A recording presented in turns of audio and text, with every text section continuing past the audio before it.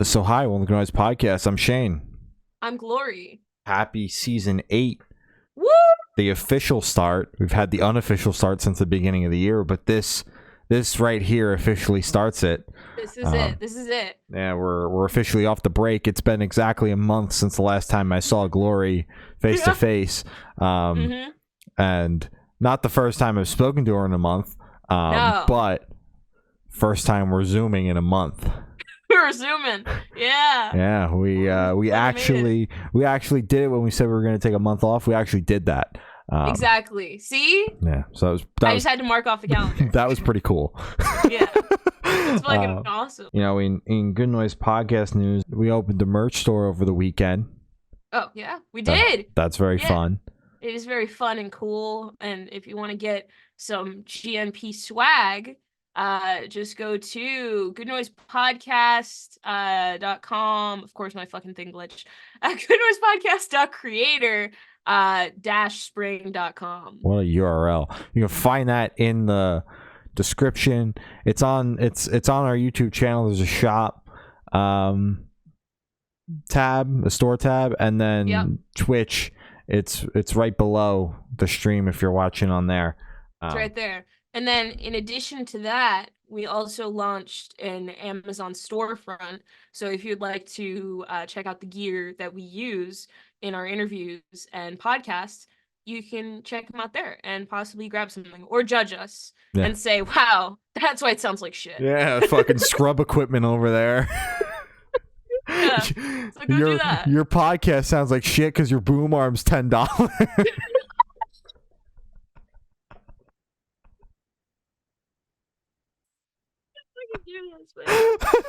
Doing his best, okay? That's why. Not because I don't know how to mix audio and balance it and all that fucking shit. Yeah, no, it's the fucking boom arm's fault. Fuck you, boom arm. But yeah, check all that shit out. For the merch, use code GNP 2024 until the end of January for 20% off your order.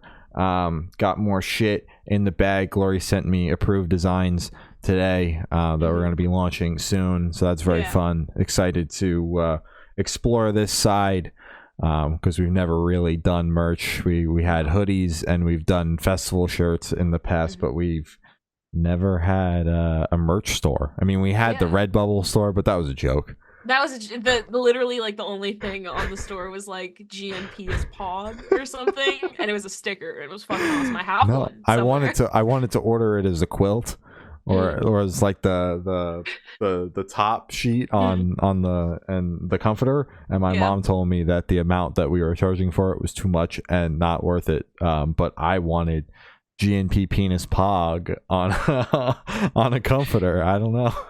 You know, we could probably do it on fucking Spring. I have the screenshots still, and we could order it for wholesale. If you want one for like $40 or something. Dude, I think that's fucking awesome. That's a good investment. So yeah, that's very exciting. You would think it's so early in the year. There's no way Shane will have a show to talk about. No, there's no way. No way. There's no way that there's no way that Shane has a show to talk about. We're only like 2 weeks into the year. There's no way he's gone to a show this year. There's no way Shane was at the Stone Pony last Thursday seeing Motion City Soundtrack and Gully Boys. There's no way. Dude, scrolling through fucking Instagram stories and seeing you at a show, I just saw it and I went, it's like the biggest fucking sigh ever, man. It was a last minute, well, not super last minute, but it was a week of decision. I had wanted to go, but the show had sold out, and then they dropped a couple more face value tickets because the resale was astronomical. I was like, I've seen this band enough. They're always great, but I can miss them this time. It's okay. And then they dropped face value, and I was like, oh well, so much for that. I said I wouldn't pay astronomical resale. I never said I wouldn't pay face value for this show. Exactly. So my little butt got in there. So saw Gully Boys, saw Motion City Soundtrack. Gully Boys was cool. Although whoever was doing their sound was doing them very dirty. It did not sound good. It was bad. Damn. Yeah, I was like, I don't know if it's my earplugs because I have those eargasms, so they like filter the sound so like it sounds like like you're at the show, like that you don't have earplugs in, but you have earplugs in. It's really weird. So sometimes it fucks with the sound a little bit. Like I'll hear pops and crackles and shit for just like no reason. So I thought it might be the earplugs, and I took the earplugs out, and I was like, no, it's just the sound. Yeah, it just doesn't sound great. And then but they put on a good show despite the sound problems, everything being too loud and the vocals not being loud enough, and the bass being the loudest of all the instruments. I don't know what that was about. Hey, it's just fucking, that's a party is what that's about, man. It's fucking awesome. And then Motion City Soundtrack came on. They always put on one hell of a show. Like they're one of those bands where I mean, I almost missed them this time, but I typically don't miss them when they come through.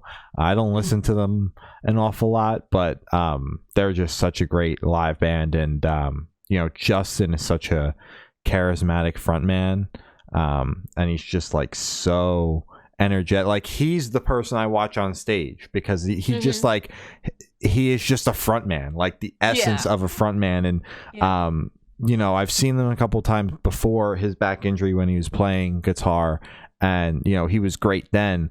And I've seen them post his back injury where they have someone else playing his guitar parts. I mean, when I saw them last, he had a fucking cane, and he still put on one hell of a show. This time he didn't need a cane, but like him being able to move like and be himself, and he's kind of awkward because he's performed 20 years with a guitar and now he doesn't have anything in front of him, so he's a little awkward and like he's a little anxious. And like you can tell, but it like just adds, like it's just so him, like it just adds to the performance.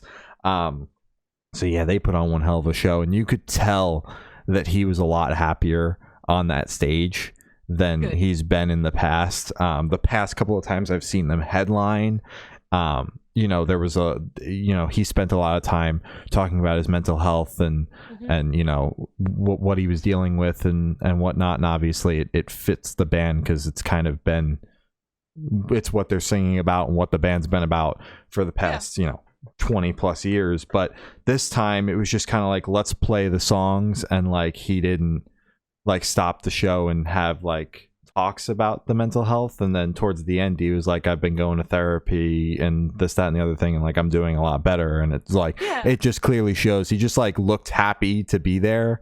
And you know, because he's had a hell of a couple of years that he's been posting about online, so it was good to see him happy and doing well up there. So they put on one hell of a show. Hell yeah. It was very hot and sweaty in there, though, and there were a lot of fucking people, which I knew was going to happen when they put out more tickets after it sold out. I'm like, well, now it's going to be oversold, and I'm going to be part of the problem. And I'm okay with it. Yeah, and I'm totally fine with it. But yeah, it was hot in there. But one hell of a show. Next week, I got Beartooth, The Plot New, Invent, Animate, and Sleep Theory. And then crazy fucking lineup. Yeah, that's Tuesday next week. And then I have Pink Shift, Jiraiya, and Fox Teeth that Friday. Crazy fucking lineup. Yeah, I'm very excited about that Beartooth show. Dude, they're playing our favorite song. They're playing my two favorite songs, the Better Me and Might Love Myself. It's gonna be a great show. I know you're gonna be the loudest one there. The funny thing was, I had bought my ticket, and then I was listening to that record, and I put in our group chat, I was like, if they play this fucking song, I'm gonna be pissed. And then the set list came out, and they're obviously playing that song. It's like what they're pushing on social media right now. And I tweeted from my personal, I was like, a screenshot of the record with the Better Me and Might Love Myself next to each other. I was like, I can't believe Beartooth is playing these two absolute snoozers on tour. Did you get any traction? No, not a single like. But that's neither here nor there. I'll retweet it after this. I'm just like, as much as I'm bummed about that, I mean, I knew they were going to be playing a bunch of songs off the new record, which I'm fine about. I knew that going into it. I'm just glad that there's going to be a different set list. Oh yeah, because your complaint every time is every time you've seen Beartooth, they play the same fucking 12 songs. I went back and looked at previous set lists. I was like, every single time. I'm bummed that they're not ending, because I saw them 4 times during the Below album cycle, and every single time they ended with the last riff, which is like that last instrumental track. Yeah. They aren't doing that this time, which is like, I understand we're past it. We're past Below now. We're now in the Surface, but I feel like that's just such a cool way to end every single show for the rest of your career. I don't know. Yeah, it's their closer. Yeah, like they could have just left like it. What a closer. But that's fine. Caleb Shillman will talk about that after this. Yeah, email us, man. Yeah. Yeah, man, we can talk about it on here actually if you want to. Exactly. But you've got shows to kick off the year. I have just one show this month, thankfully. I have The Main, Daisy Grenade, and Weathers. It's their fucking hometown show in Phoenix, Arizona. Don't ask. I'm very excited. Don't ask how I'm very getting there. Yeah, dude. I don't know how the fuck I'm getting. I don't know. Very excited. I've been listening to them for maybe about 6-7 years, I'd say, because Lovely Little Lonely. I always do Lonely Little Lovely. Lovely Little Lonely came out in like 2017, I think, and that's when I found them. So I'm very excited. Even though they're fucking, I hate when bands do this. I fucking hate when bands do this. They drop an album, right? And then they announce a tour with that album, and everyone's like, "Yay! Our assumption is that you're gonna play majority of the songs from your newest record, right?" No, they're only playing like 4 songs from my favorite record that they've done, which is their newest one, the self-titled. Mm-hmm. And they're playing a bunch of I think it's like Sounds Good, Feels Good, and then just like their other shit. Sounds Good, Feels Good, as in the 5 Seconds of Summer record. Fuck! What is it? It's like gold and white. It's like the one with Sticky EXO. No, it's their first record. It's like an EP, I think. I want to say it's Can't Stop, Won't Stop, but that's Can't another Stop, boy Won't band. Stop. No, is it Can't Stop, Won't Stop? I think this is so embarrassing. For the record, I'm not a fan of this band. Yes, Can't Stop, Won't Stop. I am. Yeah, there you go. See, Sounds Good, Feels Good, Can't Stop, Won't Stop. It's the same sentence that they're all saying right now. But they're playing like a handful of those, which is, it's fair because it's their debut and they're celebrating like 10 years of The Main or something. But it's like, guys, do that after this tour. You could celebrate, your anniversary after this album tour, because I just want to hear the entire record, me personally. Mm-hmm. But it's okay, because they're also playing favorites from my other favorite records, American Candy, and as I said, Lovely Little Lonely, and then the self-titled, which is Fine I'll Live. Very excited for that. Excited to see Weathers live for the first time, and Daisy Grenade, especially because I missed them at Fall Out Boy, because it was like 5 hours away, and I was like, I'm not that big of a Fall Out Boy fan. I think I'll pass. So I'm very excited for that. And then in March, I have like 5 different shows, but we're not there yet, so I won't talk about that yet. And they're all in the same fucking week. Yeah, too. March is crazy. It's all it's the end of that fucking month, bro. Yeah, it's hell. Genuinely, like, it is fucking hell. I'm excited though. It's gonna be great. Starting to save for that now. Dude, don't even remind me that I have to fucking spend more money. But we've got some records to talk about. There wasn't a lot. We got some stuff. The last week was the start of the kind of the first full week, but we've got some stuff from the first week of the year. Actually, kick that off. Lowist dropped their new EP, Distance and Motion. We had Patrick and Ricky on the podcast. Ricky briefly, he had to bounce after about 35 minutes to chat. We chatted with both of them about the EP. We chatted to Patrick about the EP, and then Ricky would say something offhand, not even related to the EP. That clip is crazy, bro. I was trying to find a good clip, and that one, it was perfectly balanced. I didn't even know that about that one. I wanted you to use the one where I called out Patrick for setting the release date the morning of the interview. Wait, I should have fucking that one's a jewel. That one's a little gem that someone will find. Someone will find if they watch the first 2 minutes of the interview. There you go. They clicked onto it. That's all I can ask. That's all I can ask. But yeah, this we go check out that interview if you like Patrick and Ricky, if you like Lowist, if you like Ice Nine Kills, you like Ice Nine Kills? Shut the fuck up. Just go watch it, please. EP's great. When I was sifting through the interview, I caught a part where Patrick was talking about the headspace for the EP and the dichotomy between like distance and motion, and you know how he managed to fit those words into every single song, and at what point did he decide that was going to be the title and the whole meaning behind the EP, and then was like, oh, I can fit those words into all the songs. So listening through now, knowing that that's what's happening, I picked up on it on this listen in every single song. I was like, that is so fucking cool. It like stands out like a sore thumb. Yeah. Once you hear him say that, it's like, oh, okay, all right, and then you can't unhear it. It just stands out. Yeah. But they're fantastic musicians, so this EP is fantastic. It's awesome to hear Patrick singing and screaming, because he is great at that.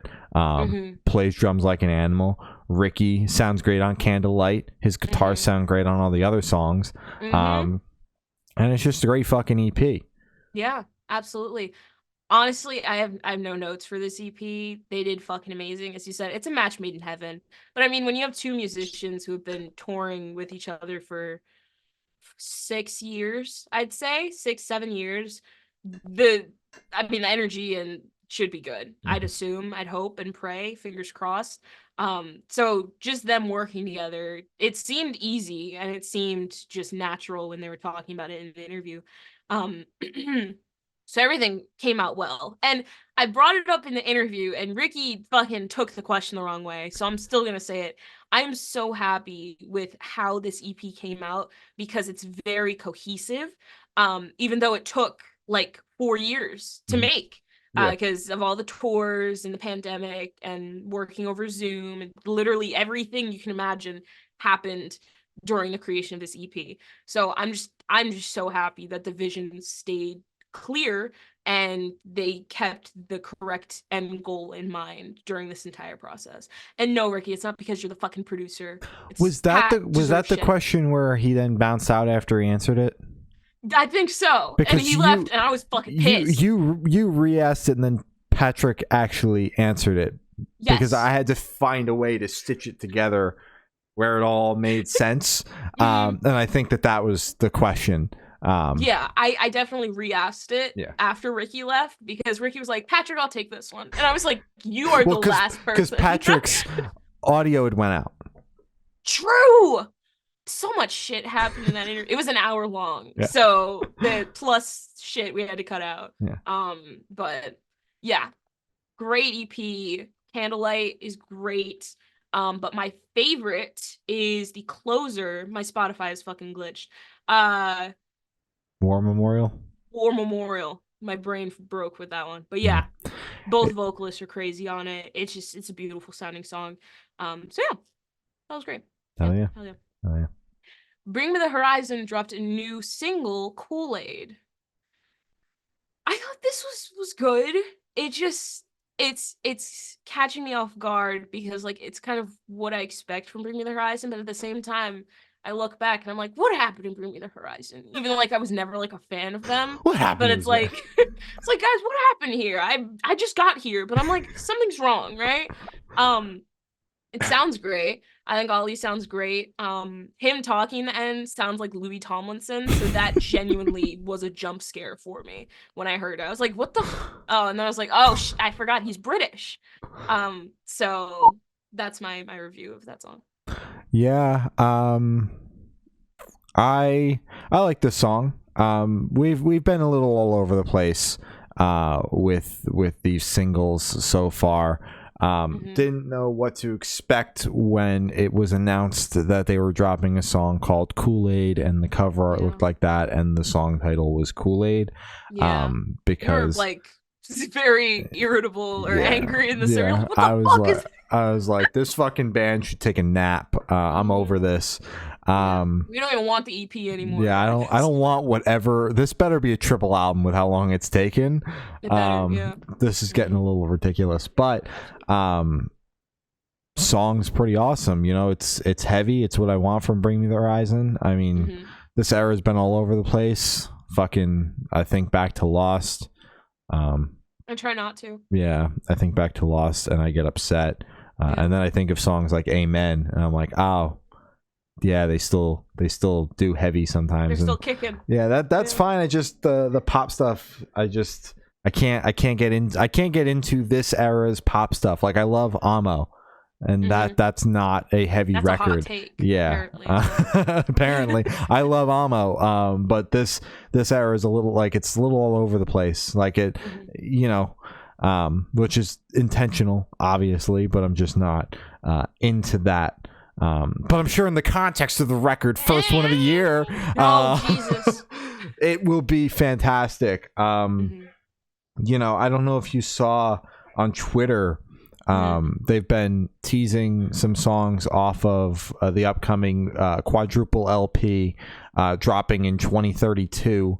And Under Oath is on one of the songs. Oh shit, that's big. Yeah, so we got at least one heavy song on the record, because who knows if these songs that they're dropping right now are even going to be on the project. Like there has been no confirmation on that. Like they announced a project with the singles, but then they delayed it. So they might have been like, these don't fit on the album anymore. Who knows? Yeah, they're gonna fucking pull the use. Yeah, Ollie could be like, hey, oi, Louis Tomlinson, come in here. What?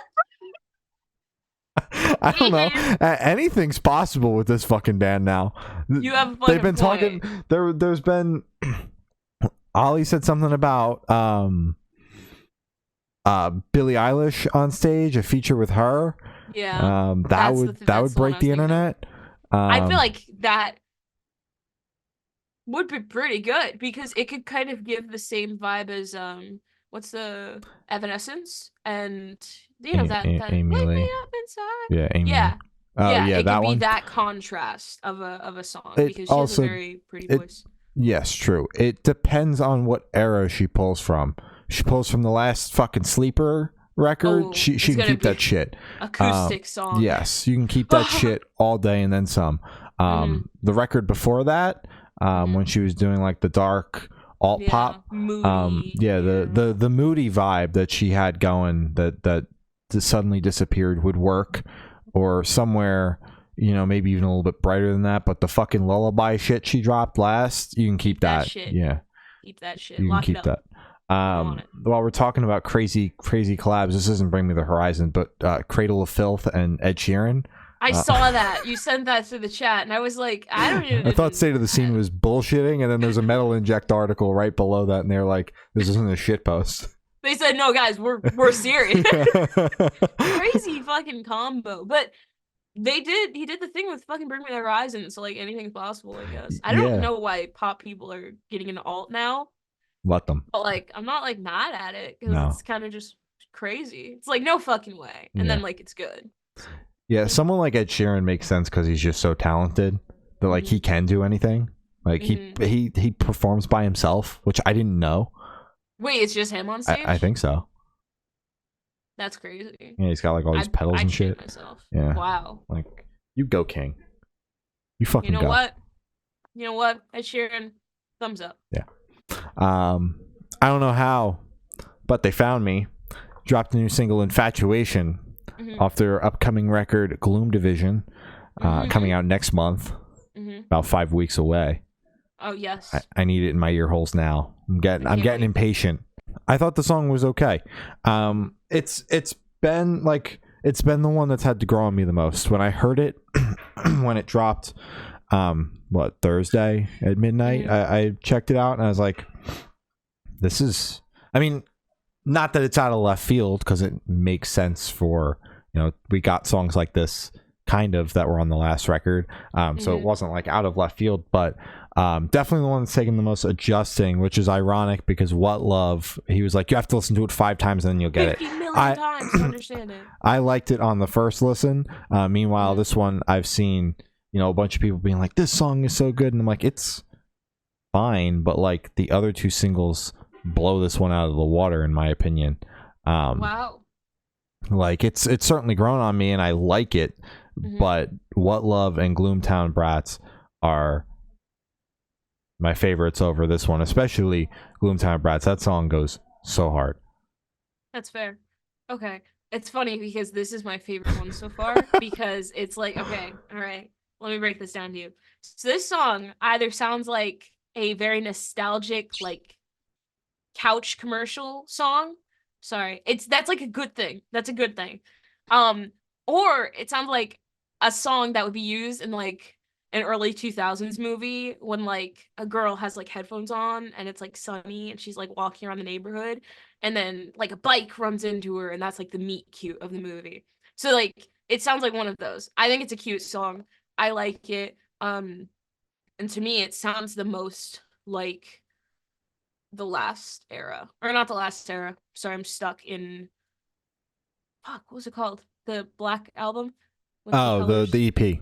The EP, yeah. 1981 extended play. Extended play.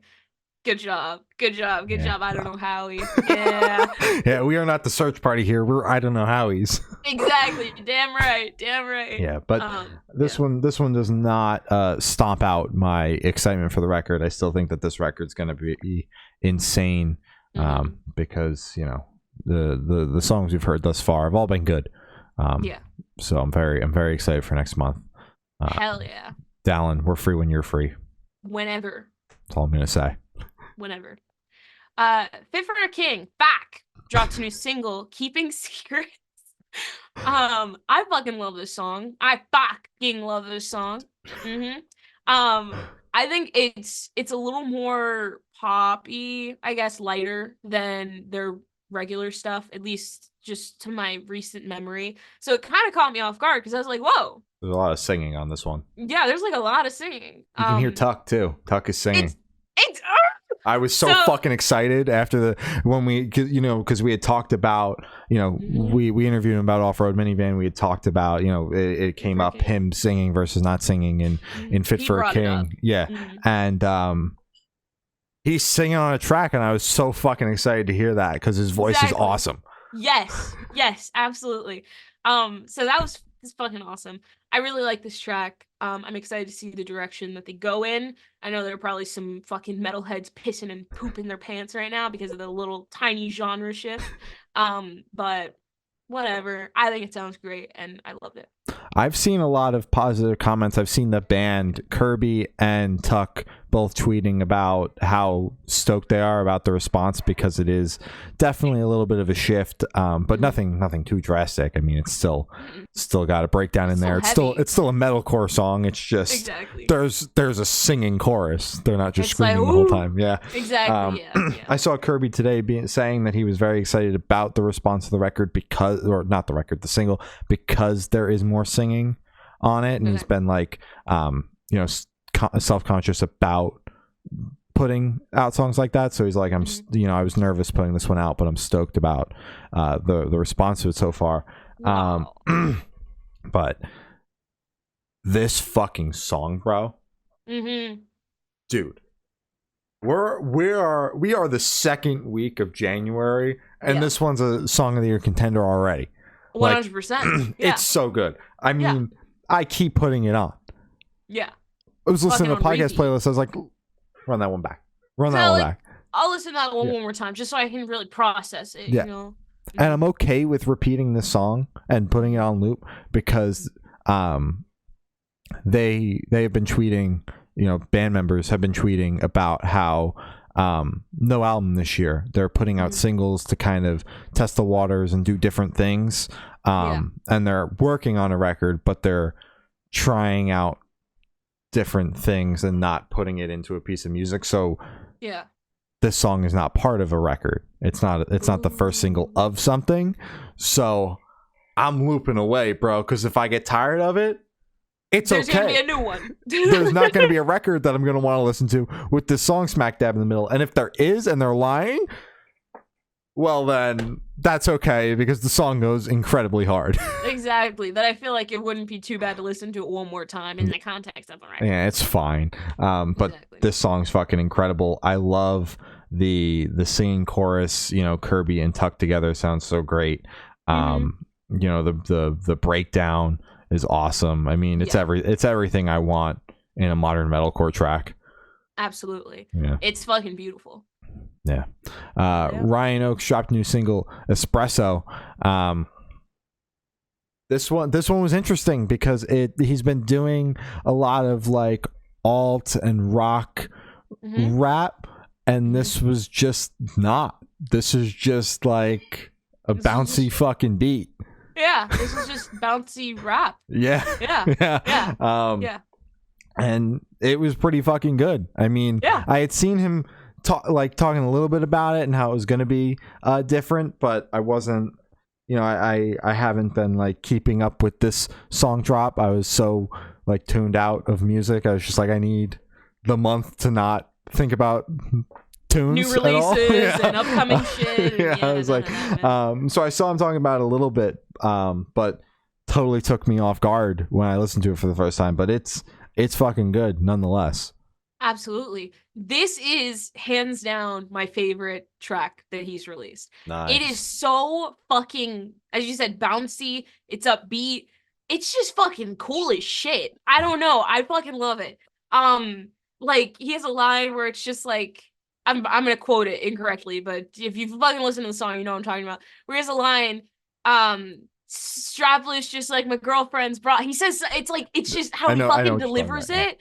I went, whoa, what the fuck? This shit's, I don't know.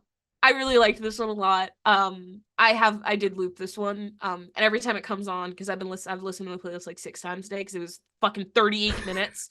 I've always gotten excited when I hear the little beat in the beginning. Good job. You're onto something with this. I fucking loved this. Good job, Ryan. Hell yeah. Hell yeah. Kill the Lights dropped a new single, From Ashes. I fucked with this one. I liked it. Yeah. Again, not super heavy, but it was good. No, they announced their new record comes out in March. So the singles off this one have been divisive for sure.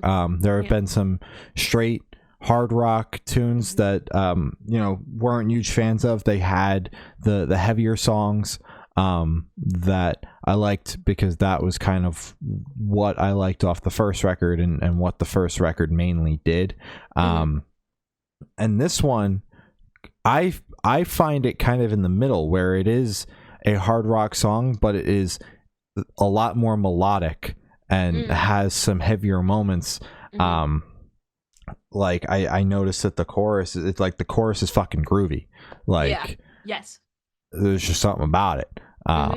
So I like this one. I'm patiently waiting for the record. It comes out in a couple of months, and we'll see what the final verdict is. But for right now, based on this song and based on the previous singles, we're going into this one excited. Hell yeah, and heavy on the melodic note that you said, because that fucking opening riff made me go, okay, what's going on here, guys? Yeah, what are you doing with this one? It's so groovy. Yeah, absolutely. So they did something with that one. Yeah. And for our last topic, Palais Royale dropped their new single, You Make Me Not Want to Die. So I'm trying to figure out how the band that made Dying in a Hot Tub wrote this song. But I'm just going to be honest and say I didn't hate this. You did not hate it? I did not hate it. I didn't love it, but you know, I did not like their last record at all. No. And wait, wasn't that the Bastards? No, they had another one. Really? Yeah. I fucking blocked that shit. Exactly. Oh I didn't think this was terrible. I mean, my ship had Fever Dream 2022. About that. My ship has long since sailed with the band. But I like this one, I think. I think. I'm not like, because it's not even that like whether or not it's a good song, because I think that it's a solid song. It's just coming from the band that wrote, recorded, and put out Boom Boom Room Side B. God bless that fucking EP. Yeah, that one's got enough tracks on it to constitute as an EP. Side A is more so a record. There's more tracks on that one. Yeah, Boom Boom Room Side B is a fucking masterpiece. I will let them have that one. Yeah, so that's what I'm struggling with, and even like the Bastards was like you lost me. Had some songs on there where it was like, okay, I see what you're doing, and then we ultimately didn't like the record, but then there were some songs where it was like, I don't want to hear we didn't like the record. You were fucking dick riding that record. I liked the first song. No, you were like, I think it's a good record. And I was like, I think it's shit. I was coping, but we didn't like Fever Dream. And based on the fact that Glory questioned when I said I think I like this one, I'm gonna take a wild stab and say she didn't like it. Unless you're doing what you did with the Don Broco song and you're actually going to tell me this is your favorite song of the year. We're 2 weeks in, and whatever this song is going to be on is going to be your album or EP of the year. So personally, with the Don Broco song, my thing was because I didn't like the teaser tracks, and you assumed that was me saying I didn't like the song. So yeah, but no, I fucking hated this. I'm sorry. It was such a good playlist. Like the fucking Lowist EP was, granted, I'm pretty sure it was after this immediately, so it was a palate cleanser. But like fucking Kill the Lights right before this, Ryan Oakes before Kill the Lights, Fit for a King, I don't know how. It was a fucking great lineup. And then he's just kind of like whining into the mic.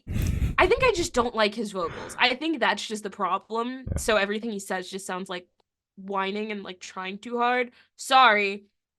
That's just me though. That's just how I hear your vocals. People fucking eat that shit up. So don't listen to me.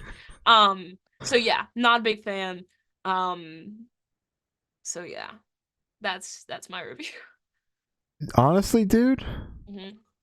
Fair enough. I also didn't realize they put out a whole fucking EP in December. Are you kidding me? Called Sex Tape.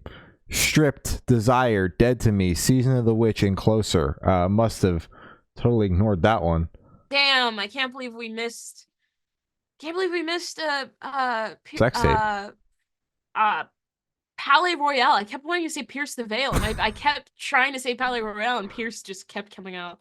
Fuck. So we're unseasoned in our listening of their discography. We missed something. If we listened to the fucking EP, we would have been like, oh, this is the greatest song ever. This is amazing. You know what? Scrap this entire episode, listen to the EP, add to the list, then we'll re-record it. We're not doing that shit. No, thank God. Don't do that. But yeah, we'll see. Maybe I'll wind up on Glory's team. I'm in the boat of like, I thought the song was fine, but like, they have clearly changed, and I am trying to cope with that one still. Because we knew that on Fever Dream that the band that we found is no longer the band that they are, which is fine. Bands evolve, but this one just didn't evolve in a way that we liked. So exactly. So therefore, I'm having a hard time coping with it. Exactly. And I've stopped coping. I've accepted it, and now I'm just bitter. So that's it. But that is all that we have today. You can follow us on Twitter. It's good_noise_cast. Instagram's Good Noise Podcast. Facebook is Good Noise Pod. YouTube is Good Noise Podcast. Bandcamp is Good Noise Records on bandcamp.com. The merch store is Good Noise Podcast.creator/spring.com. That is a mouthful. That is a mouthful. You could just say it in the description. Yeah. Yeah. Down there, description. Yeah, if you're listening to the audio, it's somewhere. Just look somewhere on our socials, our link tree. Everything's on our link tree. Our Amazon storefront as well is there as well.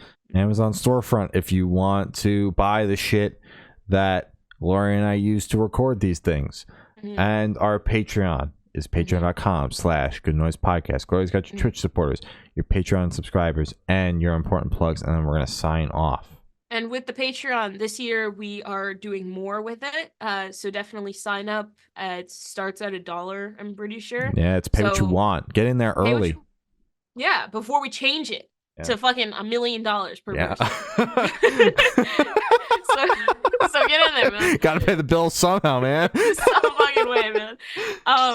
Thank you to our Patreon supporters, David Arrington, Matt from Pulses, Brady, Zari, Pop Punk Apologist, and Eric. And thank you to our Twitch subs, Coaster Lover and Matt again from Pulses. Thank you guys for everybody. the support. Important plugs: Black Lives Matter, Stop Asian Hate, Free Palestine. Happy MLK Day, by the way, to those who celebrate, which should be everyone, I think. Yeah. So yeah, be a decent person, support local bands, support your friends in bands, share their shit, because every little bit helps. You know, who knows? Oh yeah.